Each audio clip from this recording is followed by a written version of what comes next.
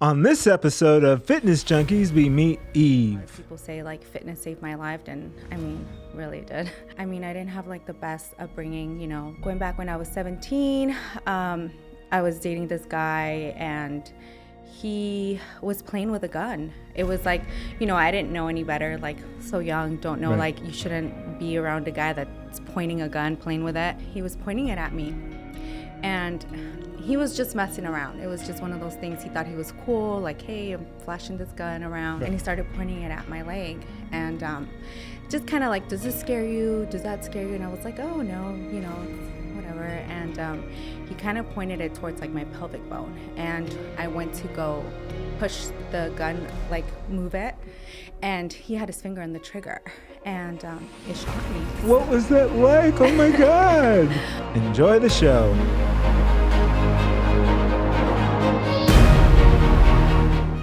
What's up, Fit Fam? This is Giovanni of Gio's Logic, your host of Fitness Junkeez. I hope this show meets you in good health and spirits, and if not, I hope it inspires you to do something about it.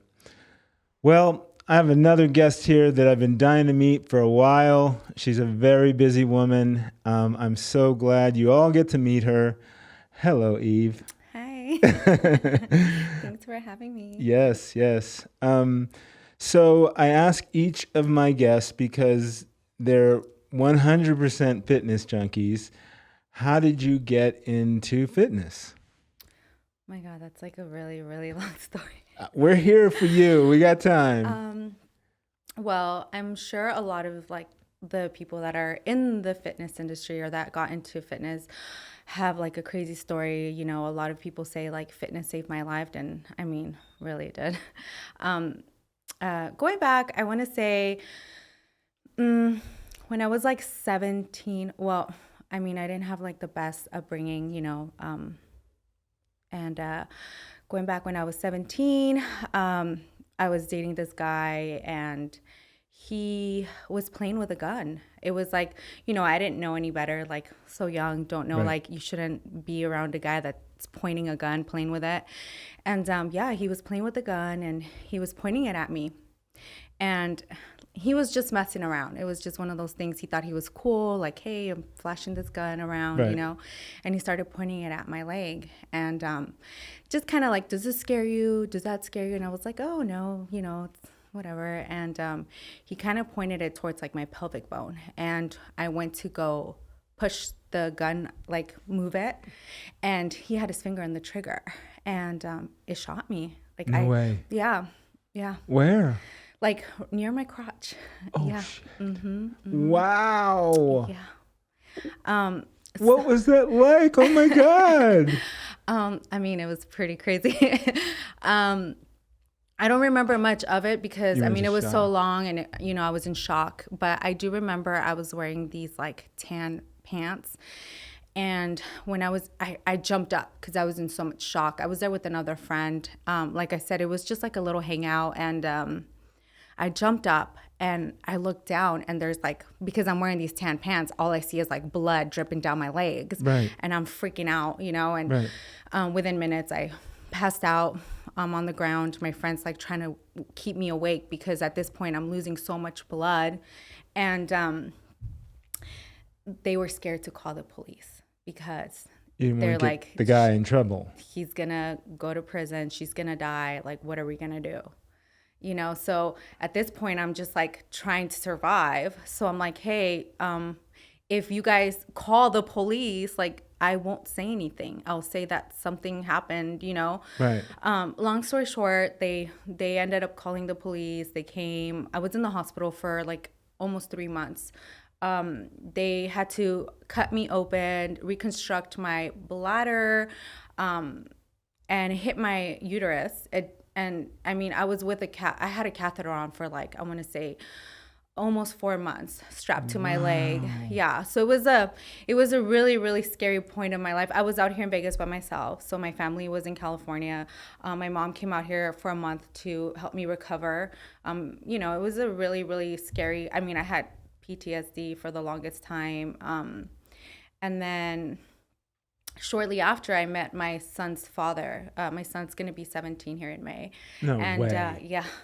He's a big boy. He actually works out with me. He's like, he's a little bodybuilder now. But Nice. at that point, I just thought like I need to, like meet different kind of people, something different that I'm not used to, need to change my life around. And it turns out that my son's father turned out to be a POS, the biggest POS. He was physically and mentally abusive. Okay. So I couldn't go out, I couldn't do anything. And when I decided to finally leave him, I started to focus more on me. I had already gone through so much in my life, like that I was like, you know what, I need to love myself and I need to find myself. This isn't the life that I want for my son. This isn't what I want him to see, his mom go through. I mean, he didn't know like the whole story of what happened, but he knew that, he knows I got shot. He doesn't know how, he thinks it was like an accident, which it was, but I never wanted to tell him that his dad was a bad person. I just said, his dad is busy or whatnot, but you kicked him out of the picture. He didn't want to be involved if I wasn't involved. So he was that kind of person that if I can't have you, I don't want to have anything to do with him. And I kind of started working on myself, and I started going to the gym, but I wasn't really committed the way I am now. I just like loved working out. I would go to the gym, and then I met my husband through Instagram. Okay. He is like, hey, he slid in my DMs.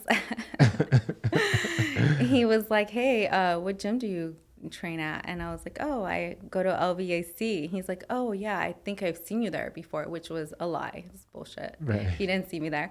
And then anyway, we kind of like stalked each other for a little bit on Instagram, and then we finally met at the gym, and it turns out that he was a competitor, so he competed and all that good stuff. And he would always tell me like, hey, you should compete. But I was like, no, because I was so insecure of my scar, because I have a huge scar because of that accident. So it's like from my belly button all the way down to my pelvic bone.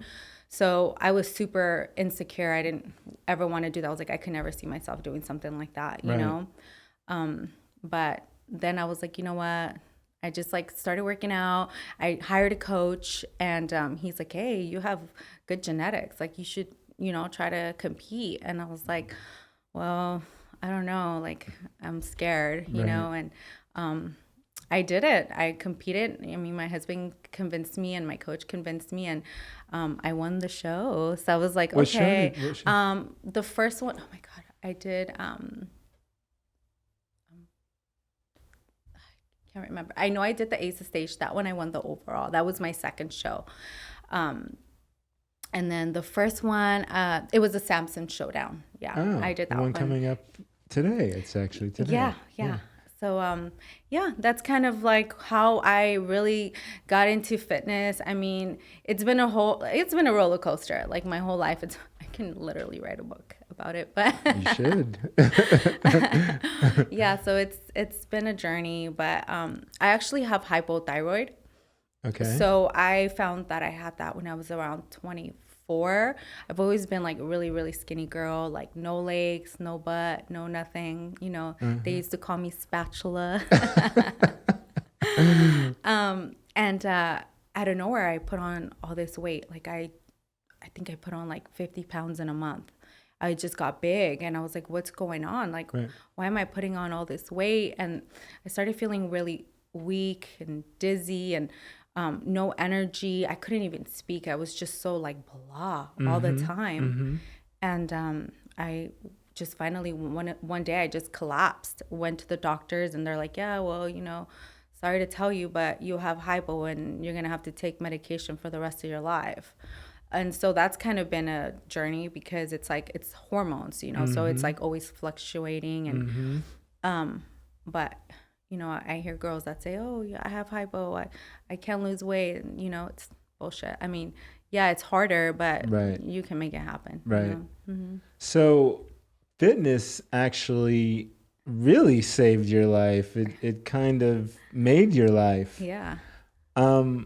That's really amazing, that story. I had no idea. Now, you said the bullet hit your uterus. You had the baby before. No, so they thought that I wasn't going to be able to have any children. Right. And shortly after, I got pregnant. Okay. So yeah, that was kind of, I guess he's my little miracle baby. Yeah. Awesome. So you won a couple shows and kind of right off the bat, it sounds like. How many shows? I've only done 3. And you've won 2 of them. I've won 2. This last one didn't work out quite as we expected. I did switch coaches. Team Atlas, hey, he's one of the best coaches. The only thing is that he is in Canada, and obviously it's all trial and error, so he didn't know how my body would respond, right. And I leaned out like really quick, and so it was just, he kept feeding me backstage. Like, I think we ate, I don't even remember how much rice, but we ate a shitload of rice.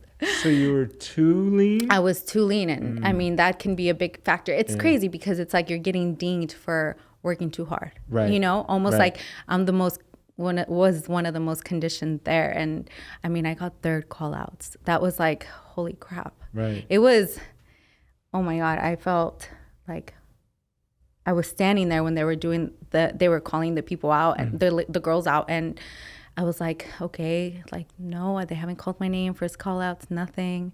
And I'm still standing there like, okay, like, when are they going to call my number?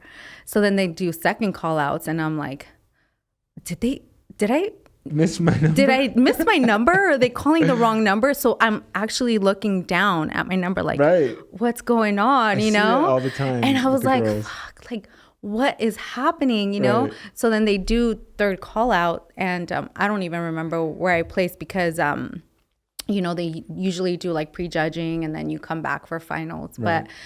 But I didn't want to go back for finals, and my husband was like, no, you have to finish strong. Like we came all, by the way, this was my first out of town show. Got it. This was in Arizona, and my husband's like, we drove all the way over here, we made all these, like, you have to finish strong. And I was like, for what? Like, so I can get a trophy, like for a trying trophy, like.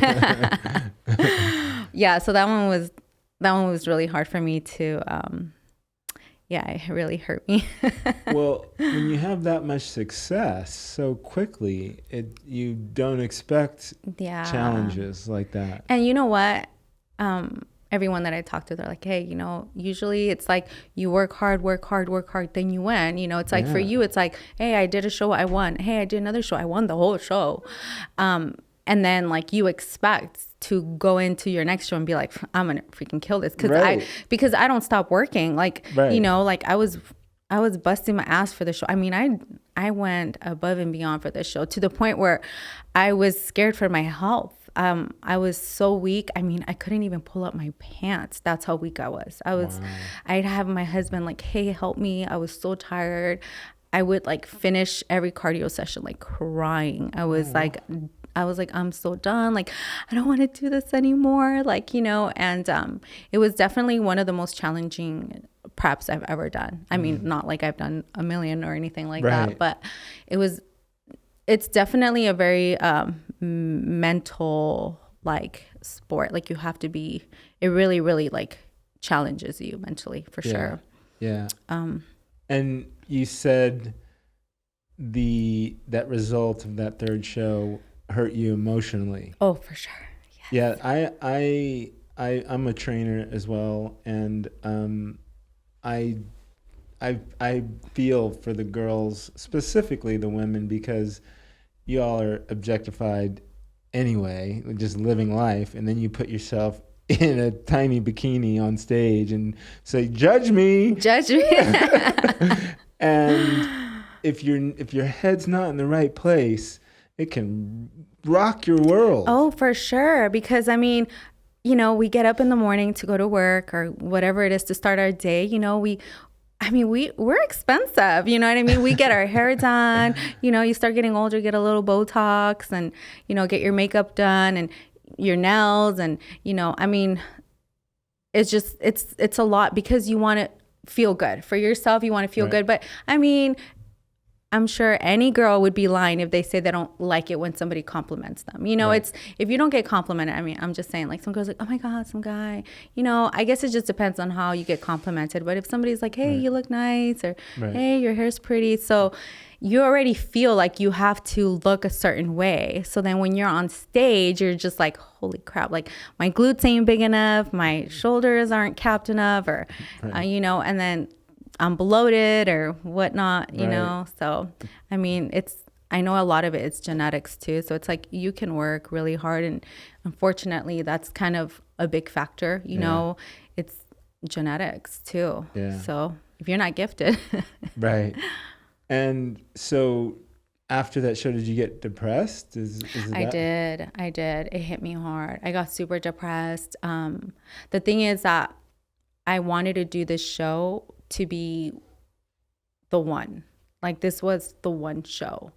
I switched coaches, and, you know, a lot of coaches like don't like that. You know, it's they want you to stay loyal, you know, and I just thought in order for me to go big, I need to go big, and I need to go with, you know, a national coach, a coach that wins national shows. And so I was prepared. I was prepared to maybe lose that friendship that I had with my coach. I was prepared to give it my everything. I mean, I have 2 kids at home. I have a husband. I was prepared to have a difficult life for the next few months because I knew that, you know, this is what I wanted. And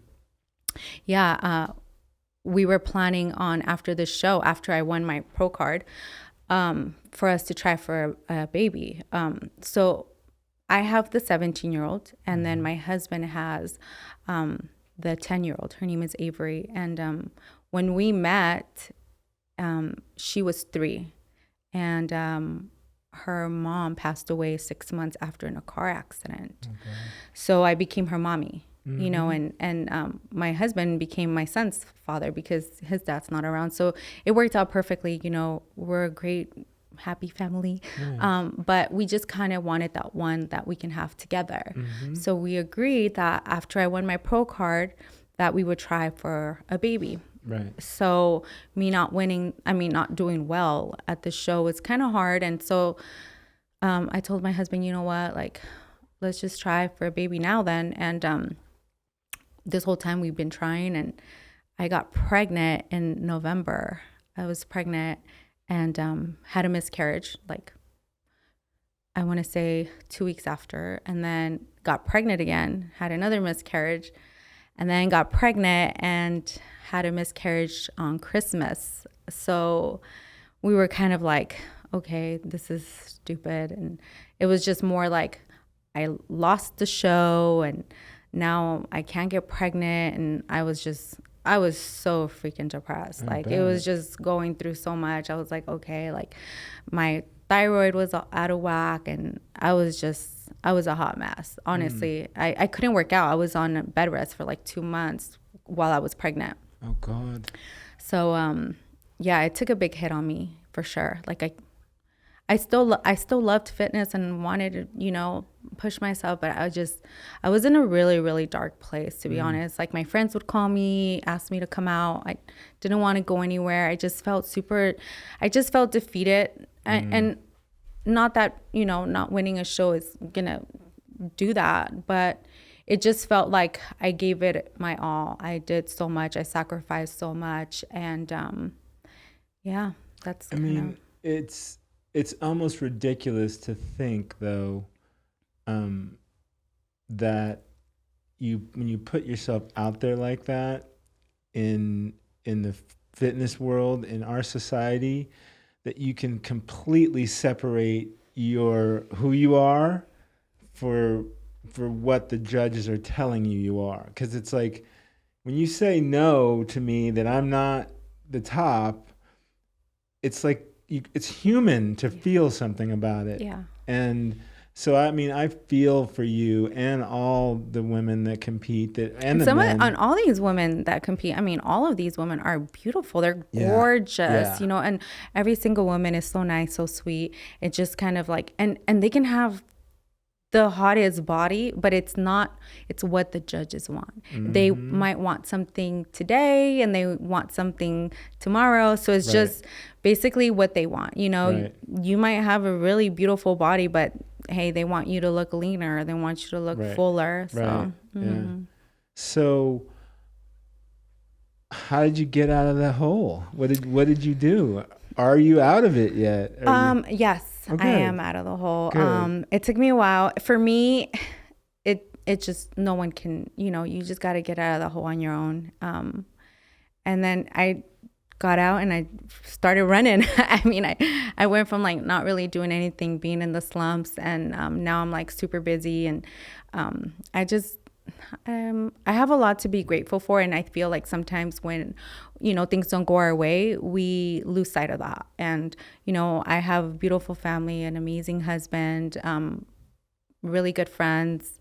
I love fitness, and I feel like I lost sight of that. And I feel like it, you know, like I let it affect me to a point where I was just kind of like, oh, whatever, you know, this is stupid. But yeah, I just started practicing more gratitude, and you know, I'm very grateful, and I feel super blessed, like where I'm at now compared to where I was. And that's the thing, I feel like that I forget. And it's not that I forget, I think that I chose to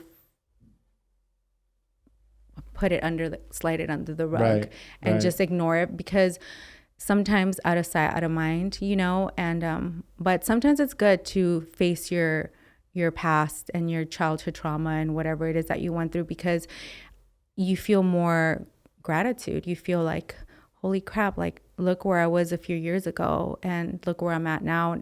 I was in an abusive relationship. Now I have like an amazing husband who supports me no matter what, who has my back. And, you know, I was in a hospital, you know, for 3 months fighting for my life. And now I'm like a badass competitor. Right. Like, I mean, I don't know any of the statistics, but winning 2 shows right out the bat and winning overall is rare as everything, you know. That doesn't happen, you know, normally. So have you decided to, at some point down the road, do another show, or where are you at with that? I'm actually just starting preps here soon. So yeah, it's going to be my redemption for sure. Nice. Yeah. And with a goal to get on the Olympia stage, or do you have a goal, or what's the... Yes and no. I mean, I don't know, like my husband and I like still have hopes for us to have a baby here soon sometime. So it's kind of one of those things, like depending on how this next show goes is where we're going to go, you know. I mean, I'm sure every girl's goal is to be on the Olympia stage, you know, but I also want to enjoy life. And that's the thing, that when you're competing, it's like, you know, not that you can't make it when you have a family and children, but it definitely takes a big hit on your family. My kids, and you know, my kids they understand, like we can't go out to eat. I mean, we would still I would bring like my prep meals and we would go have a family dinner. But towards the end, I was too weak to even like go out and walk on the park. And, you know, it was like literally get up, do the cardio that I'm supposed to do, you know, eat my meals, force myself to the gym, do another round of cardio. By that time, I'm like, I'm done for the day. But yeah, family to me is more important than anything. So like I said, it just depends on how, you know, the show goes. And if I kill it, then who knows? Okay. All right. So, it sounded like when I've been trying to get you to come on the show that you had a new big change in your life. Can you talk about that? What's going on with you now? Yeah. So, I've always been in the industry, like serving industry. And then, I worked at the nightclub for a few years, bartending, cocktail waitress. And then I realized like, okay, like this isn't what I want for me. You know, I'm getting older. I want to change. So I started personal training, which I love, by the way. And I'm good at it. But I also thought like, yeah, this is great, but I want to make money. And personal training is great and you do make good money, but you're capped, Right. unless you own your own like gym and Right.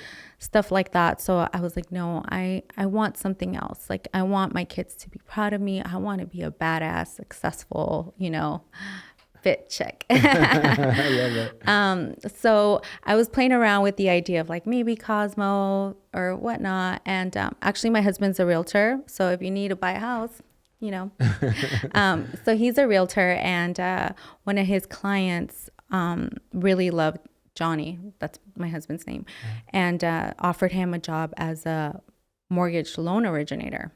And my husband's like, well, I'd love to, but I'm a realtor, so I don't, I can't do both. Right. So he's like, hey, what about my wife? And so they set me up with an interview with the VP of the bank. And she flew out from Chicago to meet with me. Mind you, like I have no idea. I've never been in the banking industry. Right. I've never worked an office job. I've Right. never done anything like that. So, but I was confident. I was like, okay, like I'm gonna put on my fanciest shoes. I'm gonna look so professional. So I show up to the interview, and we talked for an hour. We hit it off, and she's like, I just love your personality. I can tell that you're a go-getter. Like I can tell you're a hustler. And honestly, like that's what we need. And yeah, she just offered me the job on the spot. And when I tell you, it's probably one of the hardest things I've ever done in my life. Wow. I went home crying, I want to say like 2 weeks ago, to my husband. And I was like, this is too hard. I don't think this is for me. This is above me. Like I'm not smart enough. Cause it's like being a loan officer is really hard. It's like solving a big puzzle. That's basically your job. And it's not like a specific guideline for every person. It's like Right. this person has a good credit score, but their DTI is like above 50. So then you got to figure out, okay, how can I get this person approved, because Right. so that's kind of where I'm at. And that's my goal. So because my husband is a realtor, so we can really like work together. Right. And my goal is to eventually be full commission. So that's kind of like, I'll be out there networking and getting people into new homes. So you're still learning. Oh the yeah. business. Oh yeah. There's people that have been doing it for a couple years and they're still like, they say that you're not you don't even have the right to call yourself a loan officer until you've closed 20 deals. And Wow. you're not even average until you close 100. Oh, And wow. you're not good until you close 200 deals. So it's definitely a learning experience. My palms have never sweat. Like my palms sweat when I'm at work because I'm like, okay, like you got to figure out what you can do. And, there's like conventional loans, FHA, VA. So it's like a lot to learn, especially for someone that's never been in like an office setting or in the banking industry. Right. So but honestly, I'm so happy because an opportunity like this doesn't just Drop show up. into your Yeah. lap. Yeah. So I'm super happy. Good. But as we saw with one of your photographers, Ray, he shared with us some behind the scenes of some of your photo shoots, or one of your photo shoots, but you still are doing the fitness modeling. And you look, some of the pictures are just amazing. Thank you. Is that still kind of part of who you are? Oh, 1000%. Yes. I want to be 50 and posting like crazy videos. Yeah. Nice. Yeah. That's the goal, to be in my 80s and still be badass. I love it. Hey, Chase, let's see what we got cooking over there. I get my peaches out in Georgia. I get my weed from California. I took my chick up to the north, and get my love right from the source, And I say, it's the way I breathe you in, and the texture of your skin. Yeah, I'll be right.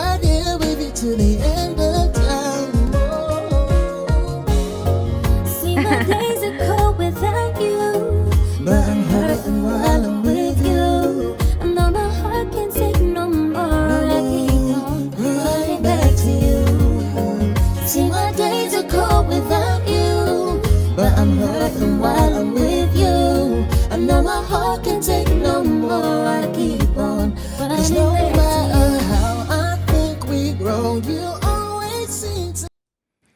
Thank you, Ray. That was amazing. Ray, I love you. So yeah, like some of the photos I think that he took, the ones that I've mentioned to you on, the one in the Indian. Oh yeah. Was that Ray? No, that was not Ray. That was Tay Price. That was amazing shot. That one's badass. And you're so lean. Yeah, so lean. Are you? Is that like close to competition body?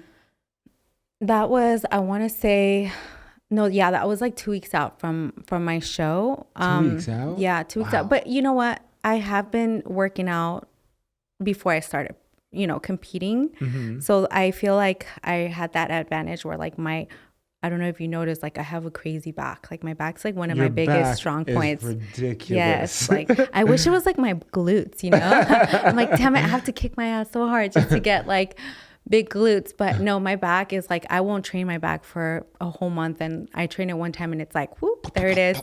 Yeah. So when I like, off season, like I look big because my back is just so wide. But then when I'm prepping, it's like, it's super tapered, Yeah. But I'm very proud of my back. Nice. Yeah. Do you see a future that has something more to do? I mean, I know there's not a lot of money in competitive bodybuilding unless you're the top elite. Oh, 1000%. You actually spend so much money to get ready for a show. Right. Yeah. But you could spin something off into, a clothing line or a bikini line. Yeah, we've been considering that. Definitely, I'm really, really big into leggings, like the ones that make the butt look good. So I've been considering maybe eventually starting my own like clothing line, but we'll see. Okay, nice. So talk to me, you mentioned earlier about the difficulties of competing and managing a family. I don't have any kids, and I have trouble managing my dog. But like, how do you do it? Like, put it all together, and like it sounds like when you in your hardcore cutting phase, you really get out of it between cardio and cutting. How do you manage? I wish I would have brought the video so you can see, because there's one where it's like you can see the raw, like how bad it gets. Right. But no, you definitely have to really practice balance, right? Because like you're right, just having a dog is hard, having to take them out, feeding them, whatnot. Mm-hmm. When I get really, really lean, I get really irritable. Oh, are you? I do. I'm one of those. Like, I'm mean.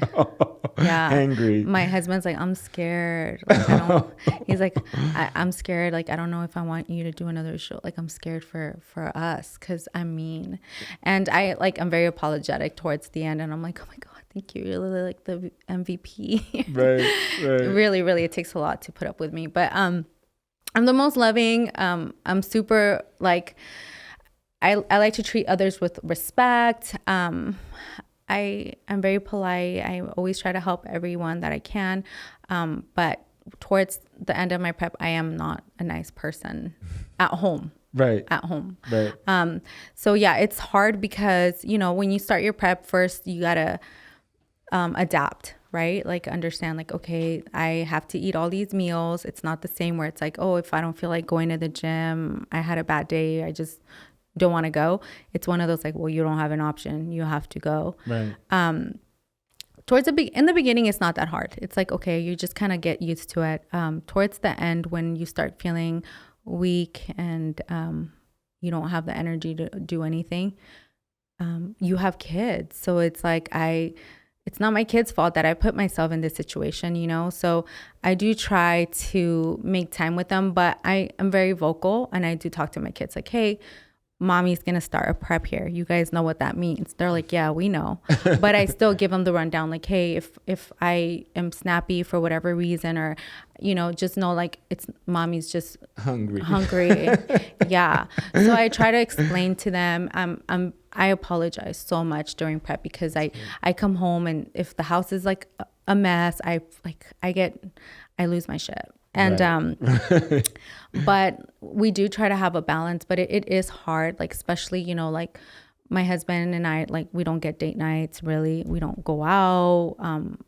Like, yeah, it's hard. Like family members, like invite you to come out to like, gatherings and you can't because you can bring your own. It's just hard. Like there's all this food. And then I'm Latina. So like, like, Latino culture is like they bring you food like, oh mija, like why aren't you eating? Oh no, like no, you better eat something. I'm like, no, I can't. Oh come on, just a little bite won't hurt. I'm like, no, really, I can't eat this. And they're like, oh, and they judge you. They're like, you come off as like self-centered because at that point it's like the show is everything to you, you eat, sleep, everything, if you're serious about it. If you're serious about it, you got to do like your stretching, your posing, your cardio and all that good stuff. So a lot goes into it. I remember when I was this last show, I was just personal training. So I was really making my own schedule. But even then it was hard. I'd get up at like 5 a.m, go do my cardio for an hour and then come home and then do my check-ins. So I would do like check-ins, do some posing for an hour. So I would do like my posing and then get ready for work, train some clients, come home, hang out with my kids for a little bit, go back to work, come home, get ready, go to the gym, come home, eat. It's do cardio at home. Yeah. So it was definitely really hard for sure. And then like, you're tired, but then you're like, oh shoot, I don't have any meals for tomorrow. Oh shoot. Like I got to go to the grocery store. Oh shoot, they're out of chicken. I got to go to the other grocery store. So yeah. It's a very disciplined, like you said, mentally and physically disciplined road to take. And I take my hat off for you. Like I said, I can't manage a dog and you're managing all that. It's going to be interesting though, with your new job and trying to handle all that. Right. And keeping your energy. I think hopefully your new coach will take you on a maybe a less invasive cut. And well, so we're taking a different direction good. A different approach this time. Yeah, it's like I said, it's all trial and error. Not that he didn't do good, he did amazing. He's a great coach. But definitely I leaned out way too fast, and so we're just gonna cruise into this one and see how it goes. So hopefully, if an athlete tells you, oh yeah, this prep was easy, then they're not going hard. Right. Like if you are not dying towards the end of your prep and you're saying like, I feel like dog shit, like then they didn't train hard enough. They didn't push hard enough. If they're not feeling like they want to quit every single day and questioning like, why the hell am I doing this? Then they're not going hard enough. Right. So yeah, I remember like asking my coach towards that and like, is there anything that, like, is there a reason why I'm feeling this way? I would tell him like, I feel like shit. Like I feel sick. I don't feel good. He's like, good. We're on the right track. We're doing it right. Yeah. So That's yeah, great. it's not an easy one, but hopefully it won't be as hard as the last one. So, what about your Latin heritage and the state of your people in general, and I mean their health state? Do you have any kind of concerns, or, I mean, I know you probably stand out in your family as far as what you created with your body. My family as well. There's a lot of obesity, a lot of overweightness in the African American population, Hispanic population. We like them tortillas. Do you do you have a message for them, or is it something that's on your mind? Because both you and your husband come from a fitness background, so it's like, and he's Latin as well, right? Yeah, he's Colombian and Puerto Rican. Yeah. So, I mean, you guys could have, not, I hate to say an angle, but like you have a population that can look to you for like guidance to be healthier. Is that something you ever think about? First of all, my husband has crazy genetics. That guy like can eat ice cream every single day and have abs year round. I'm like, yeah, I hate those people. Like that guy is like, he has crazy genetics. I'm like, damn it, I eat like one scoop of ice cream and I'm like, I gotta do cardio forever.